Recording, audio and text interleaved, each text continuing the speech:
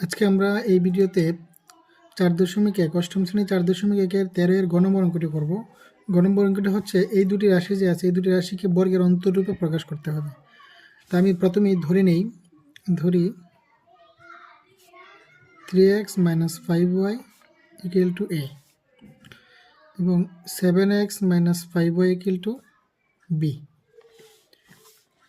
এই ধরনের একটা সুনির্দিষ্ট কারণ আছে অবশ্য, যেহেতু এই দুটি অংশ গুণ হিসেবে আছে আর আমরা জানি যে এবি একটা সূত্র আছে, এবি সমান a+b/2² মাইনাস a-b/2², অর্থাৎ এই এবি দুটি রাশির গুণফল থেকে আমরা এখানে মাঝখানে আছে বিয়োগ এবং দুটি রাশির আছে বর্গ, অর্থাৎ দুটি রাশির বর্গের বিয়োগফল আছে। বর্গের বিয়োগফল রূপে প্রকাশ করার জন্য এই সূত্রটা খুবই কার্যকরী। তো আমি গুণফল থাকায় আমি সূত্রটি কাজে লাগাতে পারছি। প্রথমে আমরা ধরে নিলাম যে এই অংশটি সমান a এবং 7x - 5y সমান b। তো আমরা এখন লিখব সুতরাং এবি সমান a+b/2² মাইনাস a-b/2²। তারপর আমরা এখানে a b এখানে a b দুটির মান এখান থেকে বসাবো। প্রথমেই এর মান আছে হচ্ছে এখানে এর মান বসাতে হবে 3x - 5y, মাঝখানে আছে প্লাস b এর মান আছে 7x - 5y, তো 7x - 5y এবং হরে আছে 2, সম্পূর্ণটার উপরে বর্গ, মাঝখানে মাইনাস। আবার হচ্ছে এর মান বসাতে হবে। তো প্রথমেই এর মান বসাই, এর মান হচ্ছে 3x - 5y, মাঝখানে মাইনাস। বি এর মান হচ্ছে 7x - 5y, 7x - 5y। যেহেতু এই সম্পূর্ণটার সামনে একটা মাইনাস আছে, এই জন্য এটা ব্র্যাকেটে রাখতে হবে। হরে আছে 2 এবং সম্পূর্ণ রাশিটার উপরে বর্গ। যেহেতু এখানে অলরেডি আমরা একটা প্রথম বন্ধনী দিয়ে দিয়েছি, এই জন্য আমরা এখানে দ্বিতীয় বন্ধনী ব্যবহার করব এবং বর্গ দিলাম। এখন এখানে দেখা যাচ্ছে যে 3x 7x অর্থাৎ যোগ আছে, 7x এর সামনেও যোগ 3x এর সামনেও যোগ, দুটো দেখি যেটা চিহ্ন থাকায় যোগ করতে হবে। 7 আর 3 যোগ করলে 10x।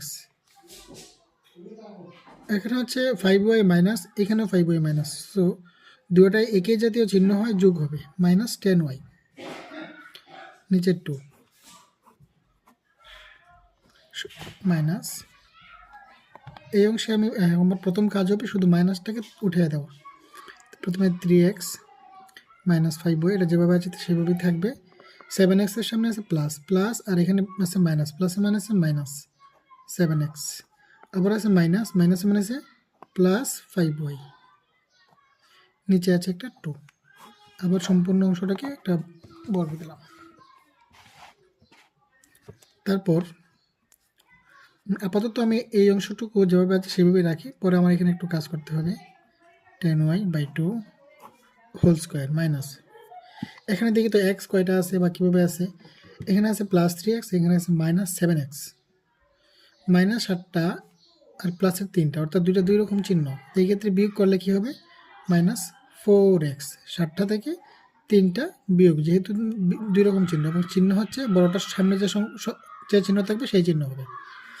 আবার এই ক্ষেত্রে দেখা যাচ্ছে ওয়াইটা কাটা চলে যাচ্ছে, কারণ একটা প্লাস একটা মাইনাস। ফাইনালি এখান থেকে নিচে হচ্ছে 2 বর্গ।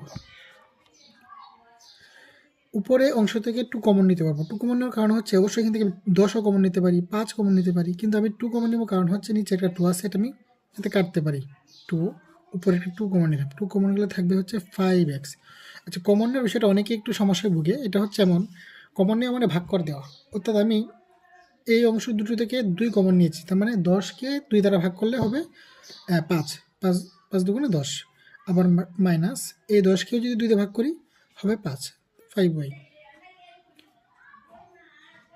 যেহেতু এখানে আমার হোল স্কোয়ার দিতে হবে, দ্বিতীয় বন্ধনী দিয়ে দিতে, কারণ অবশ্যই প্রথমে একটা বন্ধনী রয়ে গিয়েছে, প্রথম বন্ধনী মাইনাস। এখানে যদি আমি এই 2 দ্বারা এই 4কে কাটি তাহলে থাকে কত, 2, তারপর -2x স্কোয়ার।